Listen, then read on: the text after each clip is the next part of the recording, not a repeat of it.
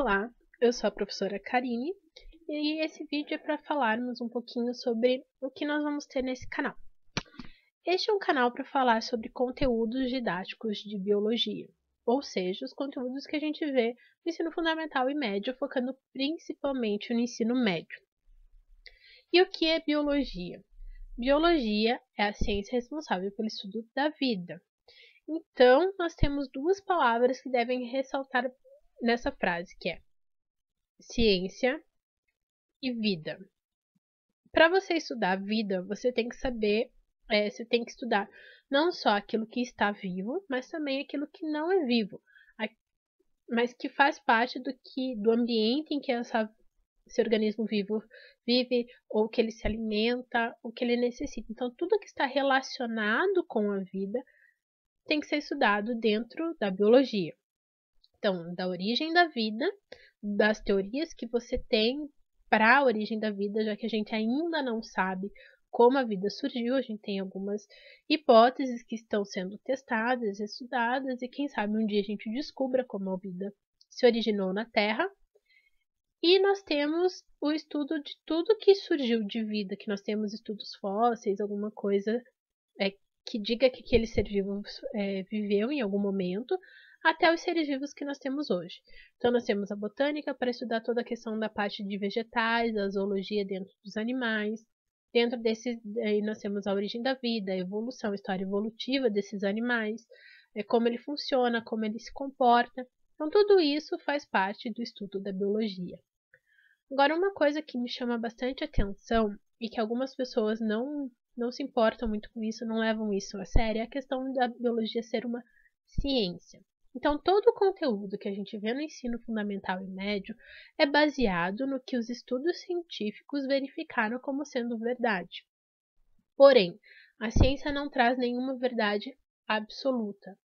Nós temos o que é verdade a partir de inúmeros estudos feitos, porém, se algum estudo chegar com uma informação contrária àquilo que se acredita como verdade, e a gente vai passar a estudar isso, e se nós comprovarmos que aquilo não é mais verdade, nós mudamos.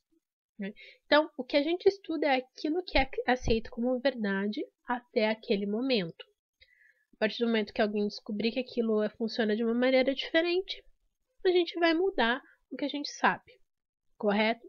Então, como que isso é feito? Como que você define o que é verdade ou não dentro da ciência? Então, lembre-se, tudo é a partir da ciência. Então, ciência, do latim, significa conhecimento. O conhecimento científico ele vem de um estudo sistemático. O que seria um estudo sistemático?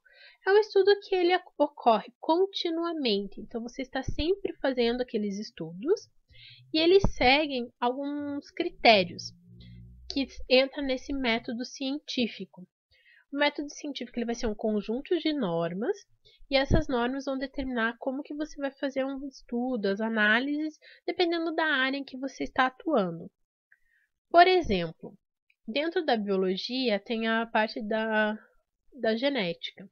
Você tem os estudos, você tem os protocolos para serem seguidos dentro de determinado que você quer fazer dentro do laboratório, você vai ter aquele protocolo. Se por acaso você alterar alguma coisa naquele protocolo, você vai ter que dizer o que alterou. Você pode fazer isso, você vai alterando para ver o que dá certo, o que não dá, por que deu, por que não deu. Então, dentro do método científico você tem essas normas que vão te guiar de como esse estudo deve ser feito. Certo? O método científico basicamente tem esses passos, que é a observação do fenômeno, a elaboração de uma hipótese, os testes para verificar se essa hipótese ela é verdadeira ou falsa e as conclusões. Então, o que você vai fazer? Você vai observar alguma coisa que te chamou a atenção, você vai estudar aquilo. Como que você vai estudar? Primeiramente, você vai elaborar uma hipótese que explique aquilo.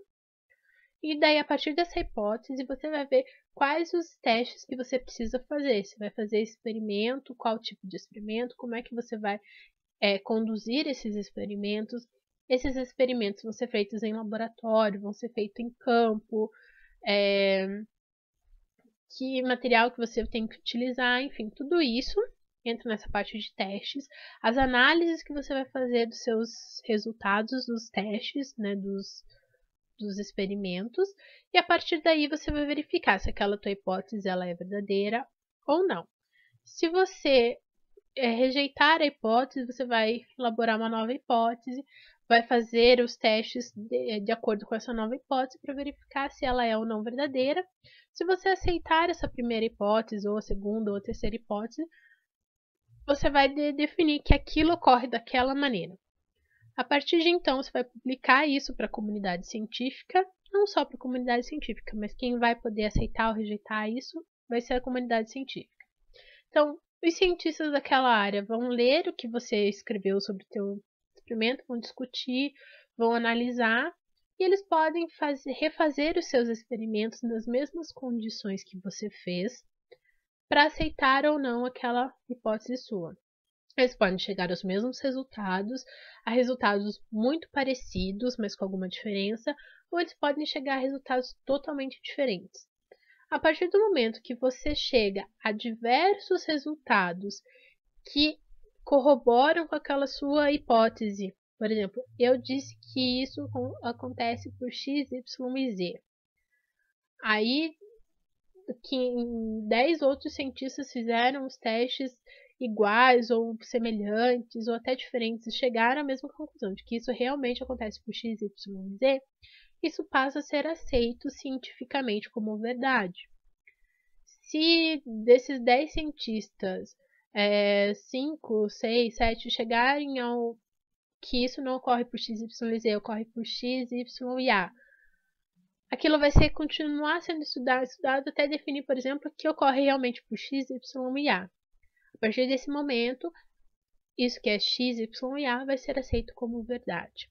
Depois de um tempo que isso é aceito como verdade, quando está bem consolidado aquele conhecimento, isso passa a fazer parte do conhecimento que a gente vê na escola, no colégio, no ensino fundamental e no ensino médio. Então, aquele conhecimento que a gente passa para vocês na escola, ele é um conhecimento já consolidado, aquilo que a ciência verificou como verdade. Quer dizer que vai ser eternamente aquilo como verdade? Não, a gente tem inúmeros exemplos de coisas que a gente acreditava ser de uma maneira e depois verificou-se que não era daquela maneira, ou que não era totalmente daquele jeito. Então, o que a gente verifica no colégio, a gente estuda, o que a gente aprende através do livro didático, ou dos experimentos em sala de aula, no laboratório do colégio, enfim, o que a gente aprende no colégio são conhecimentos científicos consolidados. Então, não é qualquer um inventou, o autor do livro resolveu escrever daquela maneira. São conteúdos que são aceitos como verdade, e embora a gente muitas vezes não veja o porquê de a gente estar aprendendo aquilo, aquilo tem uma importância para a nossa vida sim. Por exemplo, principalmente a parte de biologia. Você ter conhecimento de como funciona o ambiente e de como você se encaixa também nesse ambiente, a importância de cada um desses organismos para a manutenção, inclusive, da sua vida e do planeta onde você vive, é de extrema importância. E é importante também para quando você vê alguma coisa, seja no jornal, na revista, na internet, você conseguir perceber que se aquilo está correto ou não. Para você, com o conteúdo que você tem no colégio, você tem pelo menos uma base para aceitar ou não tudo que as outras pessoas querem que você aceite, certo? Então, é de extrema importância o conhecimento científico, o conhecimento que a gente tem no colégio, que muita gente esquece que é um conhecimento científico também. Então, e é sobre isso que nós vamos tratar no canal nos próximos vídeos. Espero você por lá. Qualquer dúvida, só deixar nos comentários aqui abaixo. Tchau, tchau!